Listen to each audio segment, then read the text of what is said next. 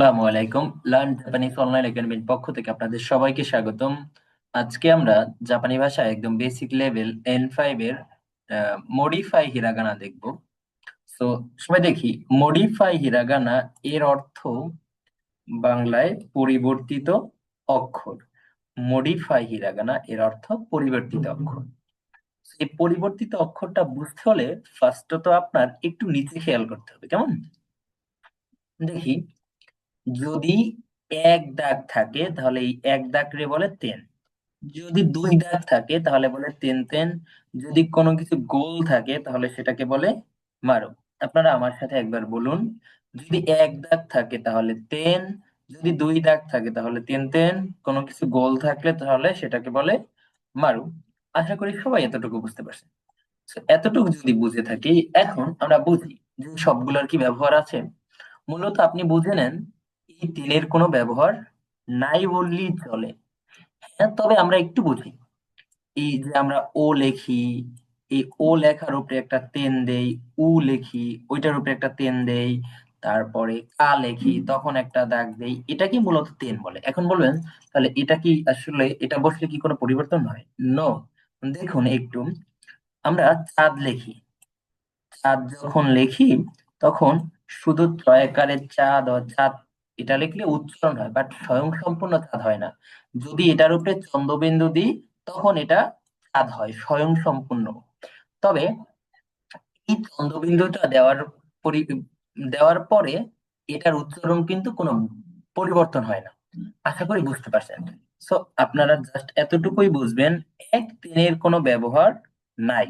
এক তিনের কোনো ব্যবহার নাই, এটাকে মূলত তিন বলে। So, এই ও এর সাথে এই তিনটা যুক্ত হয়ে এটা স্বয়ংসম্পূর্ণ হয়েছে।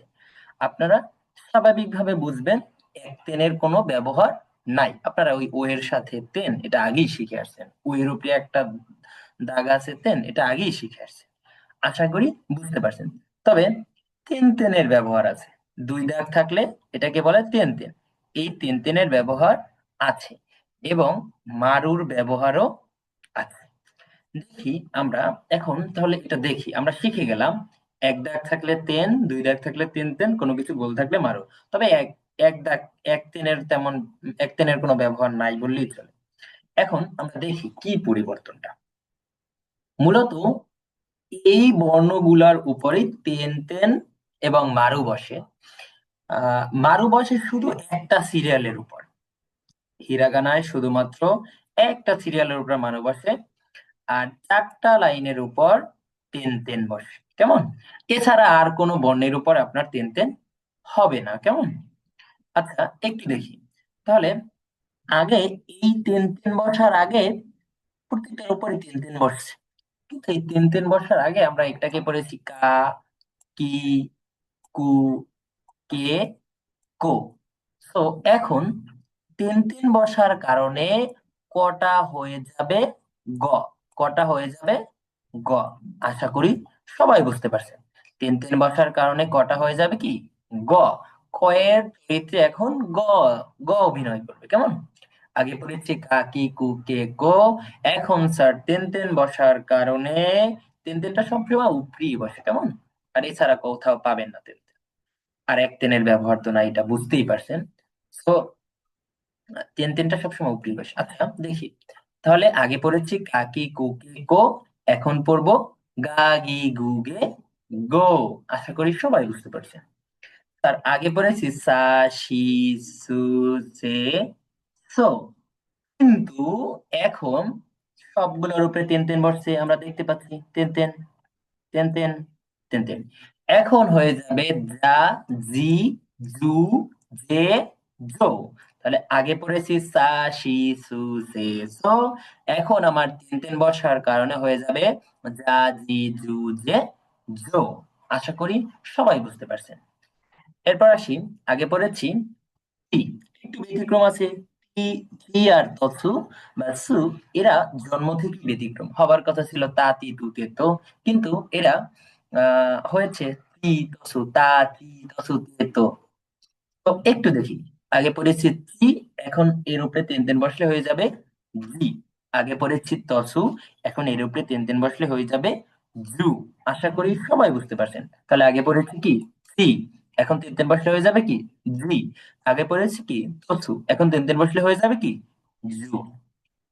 আশা করি সবাই বুঝতে পারছেন। দেন তারপরে আসি তা তে পড়েছি, কিন্তু এখন প্রত্যেকটার উপর তেন তেন তেন তেন তেন তেন আছে। তো আগে পড়েছি তা তে তো, এখন তেন তেন বসার কারণে তটা হয়ে যাবে দ। ত এর অভিনয় দ করবে। আগে স, আগে ছিল উপরের, এখানে ছিল স, সা সি সু সে স, এখন হয়ে গেছে কি জ। আশা করি সবাই বুঝতে পারছেন। Then এখন এখানে আগে ছিল ত, এখন অভিনয় করবে দ। আশা করি সবাই বুঝতে পারেন। তাহলে আগে পড়েছি তাতে তো, এখন তিন তিন বসার কারণে হয়ে যাবে দা দে দো। ফির উপরে তিন তিন বসলে হবে জি, দশের উপরে তিন তিন বসলে হবে জু। আশা করি বুঝতে পারছেন। Then next line. আগে আমরা পড়েছি হা, হি, হু, হে, হো। এখন তিন তিন বসার কারণে প্রত্যেকটার উপরে তিন তিন বসছে।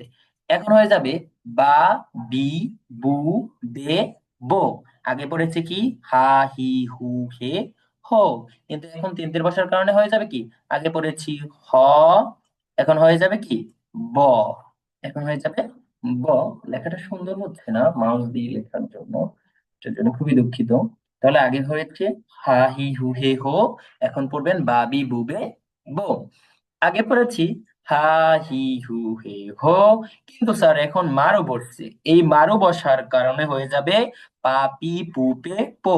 তাহলে আগে হয়েছিল হ, এখন হয়ে যাবে কি মারো বসার জন্য হবে কি প। তাহলে পাপি, পুপে, পো, মারো বসবে। আমি আগেই বলেছি শুধুমাত্র এই বর্ণ ছাড়া অন্য কোনো বর্ণের উপর তিন তিন অথবা মারু বসে না। আপনার শুধু কাকি কু কে কো, সা সি সু সে সো, তা তি তা সু তে তো, ভা হি হু হে হো, এই 20টা বর্ণের উপরে শুধু তিন তিন বসে।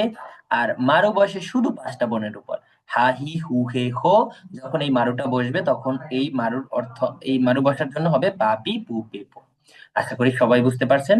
আর মারুটা মূলত সেন্টেন্স শেষে থাকে, এটা দিয়ে ওরা ফুল স্টপের কাজ করে। কেমন ফুল স্টপ, আমরা যেরকম ফুল স্টপ কাজ করি ওটা, ওটা শব্দের নিচে থাকে, তখন এই নিচে বসে এরকম।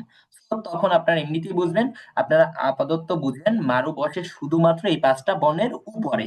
নিচে মারু দেখলে আপনারা বুঝবেন কি ফুল স্টপ, উপরে দেখলে বুঝবেন কি যে যখনই উপরে বসবে অবশ্যই হা, হি, হু, হে, হো থাকবেই। আশা করি সবাই বুঝতে পারছেন। সবাই ভালো থাকবেন। আল্লাহ হাফেজ।